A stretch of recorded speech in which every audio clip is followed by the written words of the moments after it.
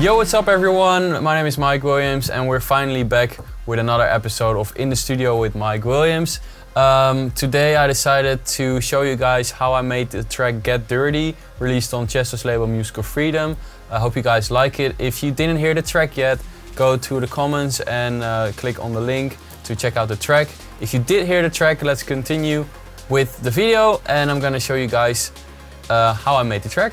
So I started with the melody. I was really in a festival mood because I just really wanted to party and I decided, okay, let's make a festival track, but it has to be melodic, so I want to have a cool melody which gets stuck in your head the whole time. So I came up with this melody. I used Nexus as a synthesizer and I grabbed one of the voice plugs. Voice plug 6, I don't know where I got it, but it sounds like this.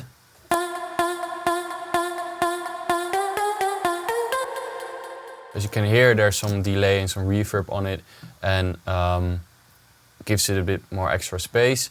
I put an overdrive on it just a bit and I just messed around and came up with this melody. I thought it was cool, so I started adding more instruments. And by the way, I decided to go for like a long melody like this because, I don't know, I feel like long melodies are always good for festivals. So I'll show you the whole melody once.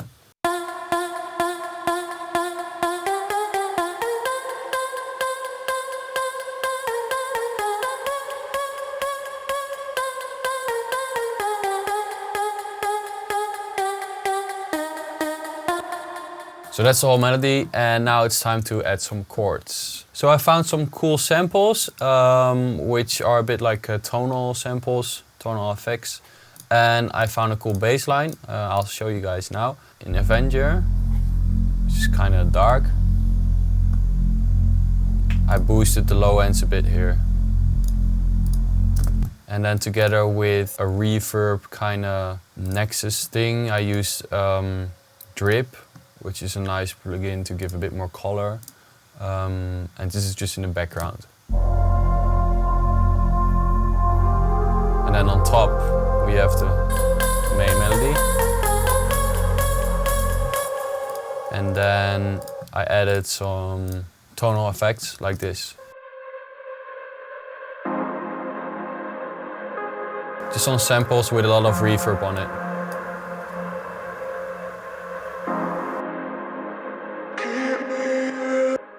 And then I continued with building on the break. I added some more effects, some sweeps, some reverses. I made a reverse of the top lead. And basically I make a reverse like this. I just grab one note here, I bounce in place, add some reverb. Put this thing wide open, mix like this. Then bounce in place again, drag it out, reverse, and then it should be a nice upcoming reverse like this. Those are some small tricks to add. So let's add some effects. So as you can see, I added some crowd effects. It sounds like this. Slowly comes up.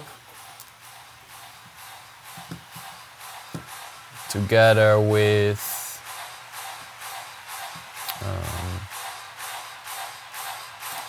what's this? Yeah. Another tonal effect here. I don't know why, but it sounds cool. So the crowd gives a bit more festival vibe. It's a good trick to kind of trick your ears as if you're at a festival. So I added that as well. An impact here, which is also really nice after the intro. And then I decided to continue towards the drop. So let's check out the drop. Let's start with the top lead. It's just a stack of 5 instruments. Sounds like this.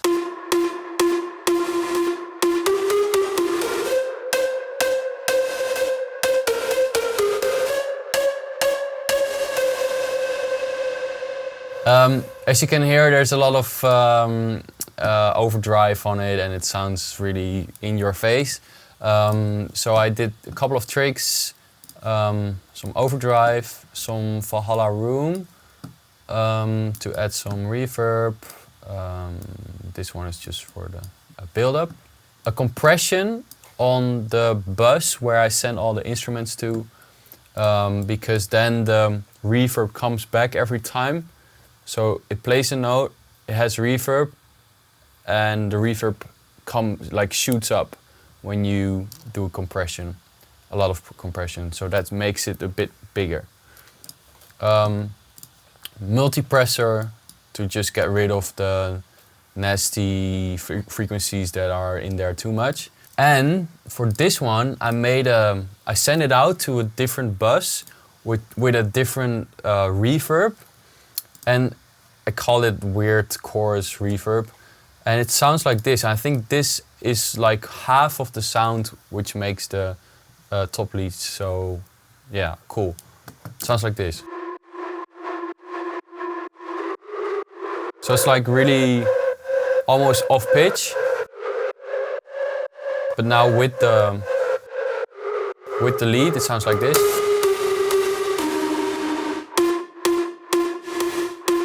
You can hear in the background. There's a chorus on it, there's a drip on it, and some other stuff. And the top lead's just some samples and some synthesizers, a sampler, this one, also for the attack, this one, I don't know, but it sounds cool. And it's also a sampler, just a sample I got somewhere. Sometimes you can just use samples in your top lead, which sounds perfectly fine.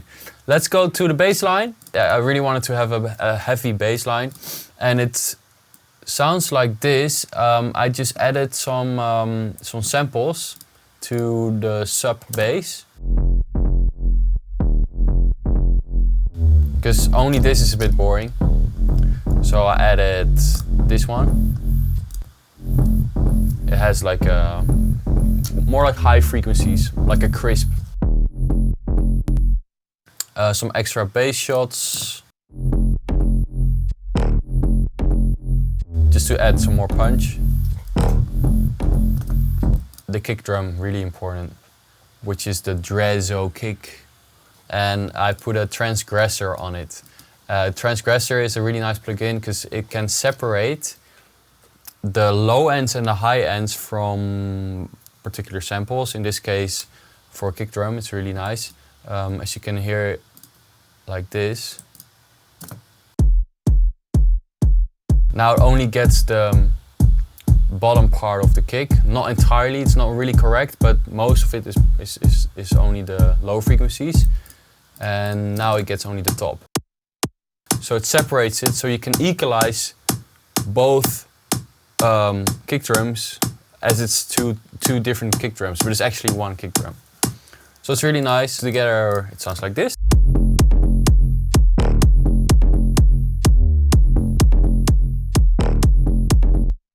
I added some claps, some reverse claps, claps on the kick drum, which makes it more punchy.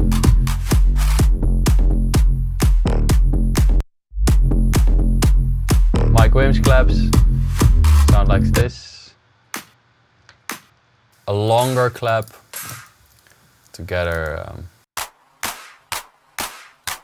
Yeah, sounds like this. And then we're almost already at the full drop. There's not a lot of other stuff in here, except for some effects. There are some tonal effects like this. It's actually bass line. This is like a signature Mike Williams sound. Yeah, it's pretty much all my tracks. And the hey, hey, is also in my tracks. So together it sounds like this.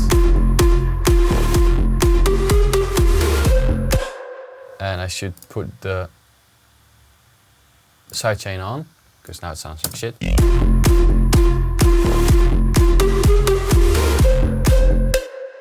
One small tip for the kick drum: if it's long, make sure it's in the right key. If it's short, it doesn't really matter because you don't really hear it because it's only a click. But just spend some time to find the right kick drum, because it makes your track. It's really important. Like this one is super heavy and kind of dark, but sometimes you just need a different kick. So don't use the same kick in every track, because that's gonna be boring at the end and then your track's gonna sound the same every time. So at this point I had my drop. Also, I wanted to add some more drums to the drop. And I found some really cool loops. I think most of them are from a sample pack from Tom and James. Some really good producers. I grabbed this one, which is really nice. And this is like a techno drum loop. Really aggressive, but I really like it. This is the original. And I just cut out the low ends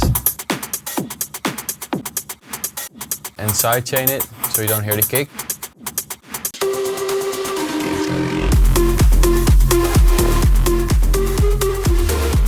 Gives it like a really aggressive feeling.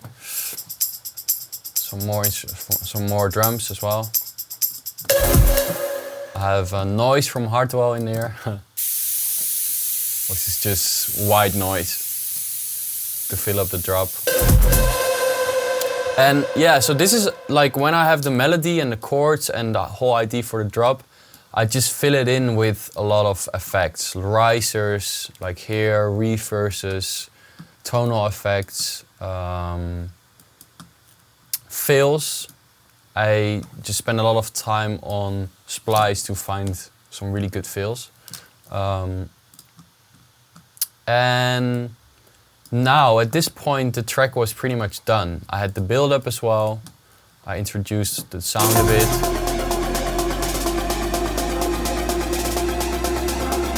So now it was time to add some vocals. Of course, I needed something, like right before the drop, which was this. It's about to get dirty. It's about to get dirty. This is the original sample. It's about to get. It only says it's about to get. I put an overdrive on it and a little alto boy, and I put it on robot so it stays on one tone. And I did that with 3 or 2 other stacks, and then on different tones and left and right pan. So then you get this. So it gets a bit bigger. And then I wanted to add Get Dirty behind. So I added a vocoder in it. It's about to get dirty. And then I had a vocal. It's about to get dirty.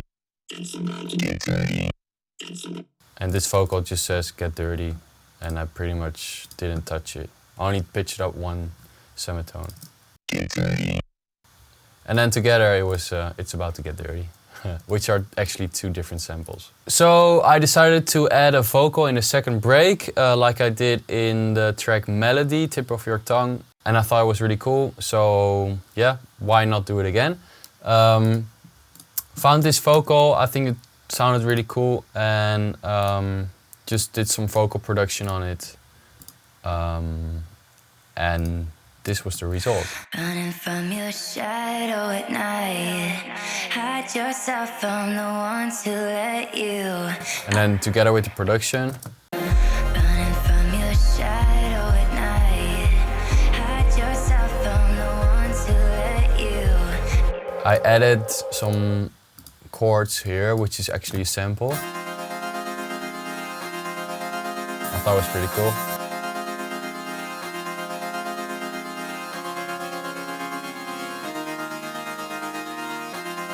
And the chords were actually the same chords that I already used, so it was easy to throw it in the project.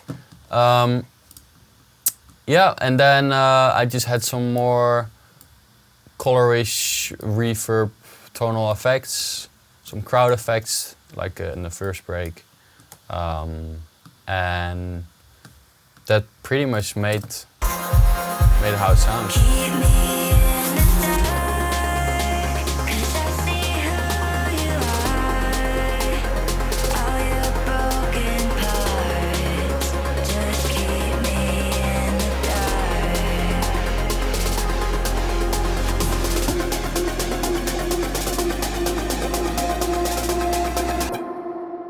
And that's pretty much the second break. So then it's just a matter of making the intro and the outro, mix it well, master it well.